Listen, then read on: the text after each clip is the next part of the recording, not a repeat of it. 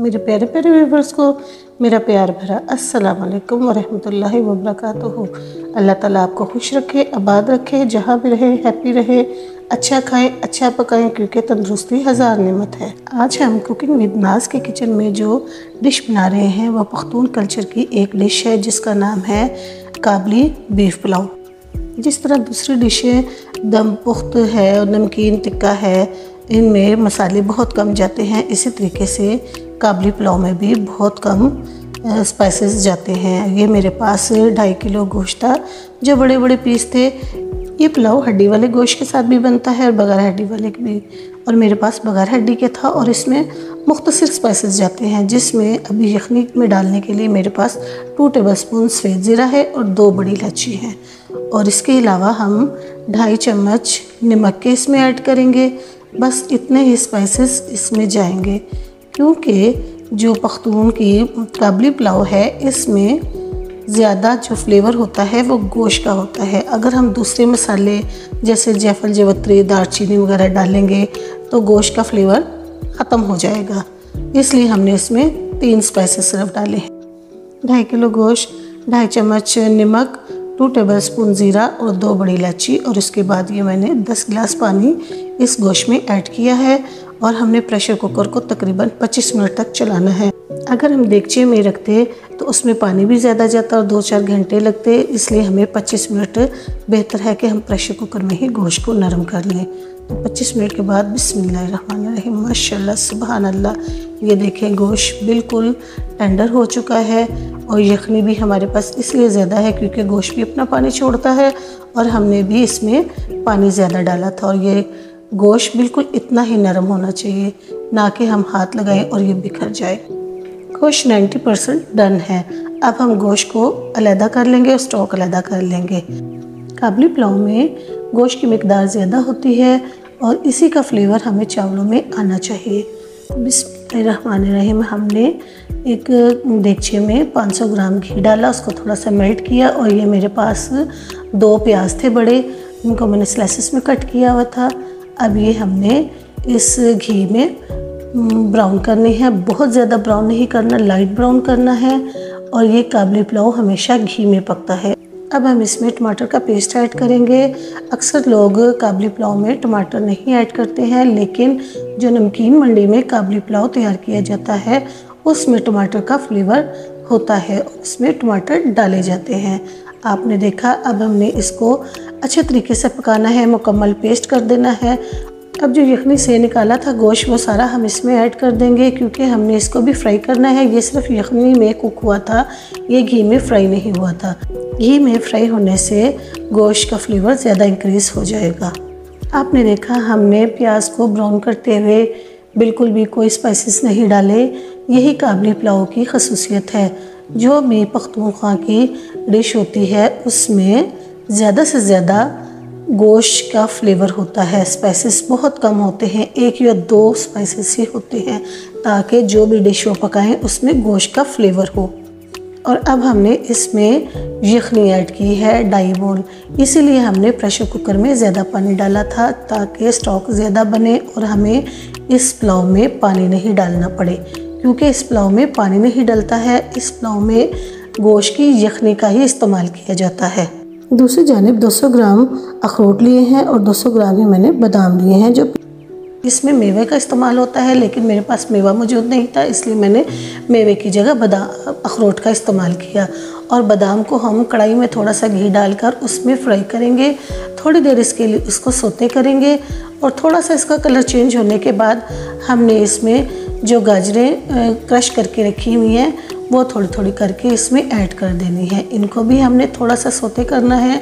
और अफ़गानी पुलाव में अक्सर औकात लोग गाजरों में चीनी का इस्तेमाल भी करते हैं, लेकिन जो हकीकी मायने में अफ़गानी पुलाव तैयार होता है उसमें चीनी का इस्तेमाल नहीं होता है। उसमें ये जब गाजरें हम सोते करते हैं घी में, तो इन गाजरों को सोते करने के बाद जो स्वीटनेस आती है वही स्वीटनेस बहुत होती है इस काबली पुलाव के लिए। तो ये हम गाजरें थोड़ी देर के लिए फ्राई करेंगे और फिर हम इनको उतार लेंगे। और दूसरी जानिब पानी हमारा जो यखनी का था वो बॉईल हो गया था, तो हमने इसमें ये सारे चावल ऐड कर दिए हैं। हमने काबली पुलाव पकाने के लिए सिर्फ़ और सिर्फ गोश्त की यखनी का ही इस्तेमाल करना है, इसीलिए हम गोश्त को जब बॉईल करते हैं तो इतना पानी डालते हैं कि वो चावलों के बराबर का हो जाए, जितना कि हमें नमकीन चावलों में डालने के लिए पानी की ज़रूरत बने। तो अब ये हमने हाफ़ गाजरें भी इसमें ऐड कर दी हैं।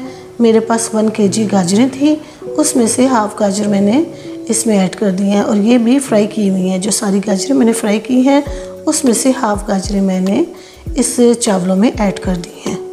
आपने देखा जब हमने यखनी बनाई उसमें भी हमने ना लहसुन का इस्तेमाल किया, ना अदरक, ना हरी मिर्च, ना गरम मसाला, ना काली मिर्च, ना सुरख मिर्च, कोई भी स्पाइसेस हमने ऐड नहीं किए। सिर्फ ज़ीरा, बड़ी इलायची और नमक, ये 3 स्पाइसेस हमने सिंपल वे में इसमें डाले हैं। और यही खसूसियत है काबली पुलाव की कि ये यखनी में तैयार होता है और गोश्त का फ्लेवर इसमें आता है। जो पख्तूनख्वा की जो डिशेस होती हैं उनमें ज़्यादातर गोश्त का ही फ्लेवर होता है, उनमें सुरख मिर्च बहुत कम इस्तेमाल की जाती है।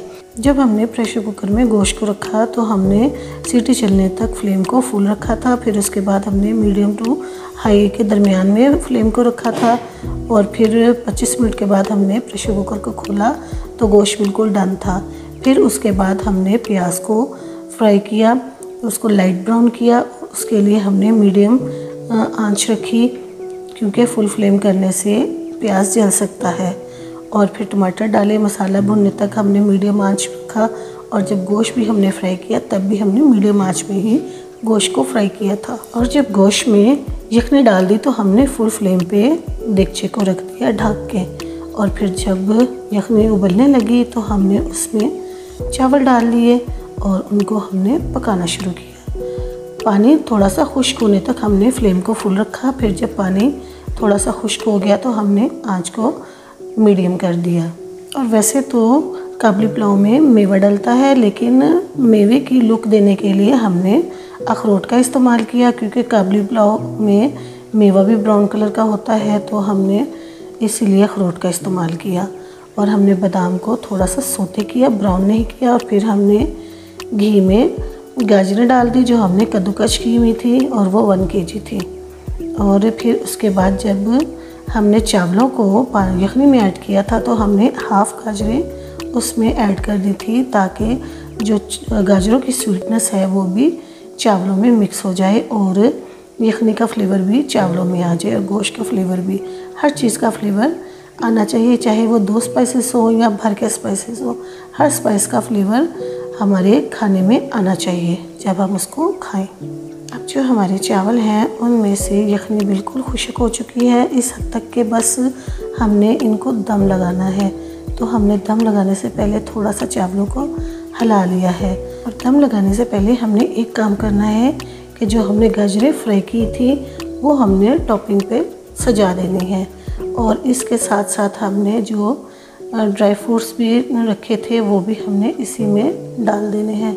बादाम तो हमारे गाजरों के साथ ही फ्राई किए थे तो वो गाजरों में मिक्स हैं, लेकिन हम उसके अलावा भी क्रश किए हुए बादाम और अखरोट को दरमियान में फैलाएंगे ताकि देखने में ये ज़्यादा खूबसूरत लगे हमारे काबली पुलाव।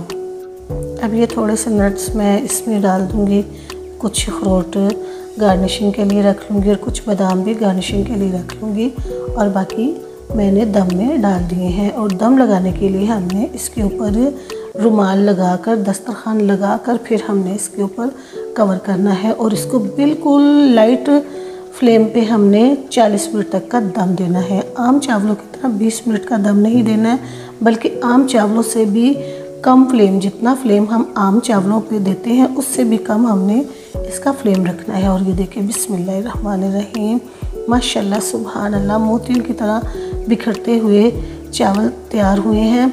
और मैं आपको देगचे में भी दिखाती हूँ कि कितने खूबसूरत हैं, माशाल्लाह सुभान अल्लाह। ये देखें कलियों की तरह खिलते हुए चावल अलग अलग, और ये देखें बिल्कुल लंबे लंबे चावल हैं। और मैं आपको दरमियान से नीचे से भी निकाल के दिखाती हूँ, कोई दबा हुआ चावल नहीं है, सारे खिले हुए चावल हैं। और यही तरीका होना चाहिए चावलों को रेडी करने का, चाहे वो बिरयानी हो, चाहे वो काबली पुलाव हो, चाहे तयदार बिरयानी हो, हमारे चावल इस तरीके से खिले खिले होने चाहिए। अब मैं आपको डिश आउट करके दिखाती हूँ। हम पंजाबी भैन भरावां लई कि असी 2.5 किलो गोश्त लिता, उहदे विच 2 टेबल स्पून सफेद ज़ीरा, 2 वड्डी इलाचियाँ गर्म मसाले वालियाँ और 2.5 चम्मच नमक दियाँ पाइयां। तो फिर असी 8-10 गिलास पानी का पा के उन्होंने 20-25 मिनट लिए प्रैशर कुकर में चूल्हे पर चढ़ा दिता। जिस वक्त असी खोलिया तो गोश्त बिल्कुल तैयार सी। उस तो बाद असी जिस तरह पुलाव पकाईदा उस तरह पकाया, लेकिन असी ये पानी नहीं पाया, असी यखनी पाई। यही खसूसियत है काबली पुलाव की। और फिर असी बादाम और गाजर भी फ्राई किया। उन्होंने फ्राई करके असी फिर उन्होंने भी जिस वक्त चावल दम ते आ गए तो असी उन्होंने भी उन चावलों के उत्ते फैला दिता और 40 मिनट लिए असी दम लगाया। दम बिल्कुल हल्की ही आंच पर लगाना है। जेडे असी आम चावल पकाई ने उहदे कोलों भी ज़्यादा हल्की आंच असी रखनी है। और प्याज भी बहुत ज़्यादा ब्राउन नहीं करना है, क्योंकि फिर जोड़े चावल ने उन्होंने रंग तेज़ हो जाएगा। और असी हल्के रंग के चावल रखने ने। माशाल्लाह सुभान अल्लाह, कितने खूबसूरत लग रहे हैं हमारे काबली अफ़गानी पुलाव। माशाल्लाह सुभान अल्लाह। बिस्मिल्लाहिर्रहमानिर्रहीम। अब मैं आपको सर्व करके और टेस्ट करके बताती हूँ कि इनका फ्लेवर कैसा है। बिस्मिल्लाहिर्रहमानिर्रहीम। ये देखिए गोश्त कितना सॉफ्ट है और मैं आपको बाइट लेके दिखाती हूँ। बिस्मिल्लाहिर्रहमानिर्रहीम। और ये आप मेरे प्यारे प्यारे व्यूवर्स के लिए माशाल्लाह माइंड ब्लोइंग, आउटस्टैंडिंग, ज़बरदस्त। इसकी खुशबुएँ भी बहुत ज़्यादा खूबसूरत फैल रही थी और इसका फ्लेवर भी बहुत ज़्यादा यमी है। जब आप पकाएंगे तो फिर आपको पता चलेगा कि कितना यमी है। ये देखिए गोश्त बिल्कुल खोए की तरह घुल जाने वाला, टूटा हुआ बिल्कुल नहीं है, लेकिन जब इसको खाएं या इसको चम्मच लगाएं तो ये खोए की तरह घुल जाने वाला गोश्त है। यही निशानी होती है काबली पुलाव की और गोश्त के पकने की। तो देखा, जल्दी से आप भी मेरे तरीके से इस काबली पुलाव को पकाएं और अपने प्यारों को खुश करें। और जो बच्चे या बुज़ुर्ग स्पाइस नहीं खाते हैं उनको काबली पुलाव पका कर दें तो वो बहुत खुश होकर और पेट भर के खाना खाएंगे। बच्चों को लंच बॉक्स में भी आप दे सकते हैं, वो खुश होकर इस काबली पुलाव को खाएंगे। मैंने कुछ अफ़गानी पुलाव पकाकर अपने प्यारों को भी दिया ताकि वो भी टेस्ट करें और उन्हें भी पता चले कि ये अफ़गानी पुलाव जो है ये कितना टेस्टफुल तैयार होता है।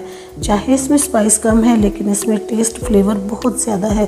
अफ़गानी पुलाव की खसूसियत नमकीन गोश्त, ज़बरदस्त, गाजरें औसम और ऊपर से नट्स, ताकत का ख़जाना। तो चलिए अब आप मेरे चैनल को सब्सक्राइब किया करें, अपने प्यारों में शेयर किया करें और मुझे अपनी दुआ में याद रखा करें। और मुझे दे इजाज़त। अल्लाह हाफ़िज़।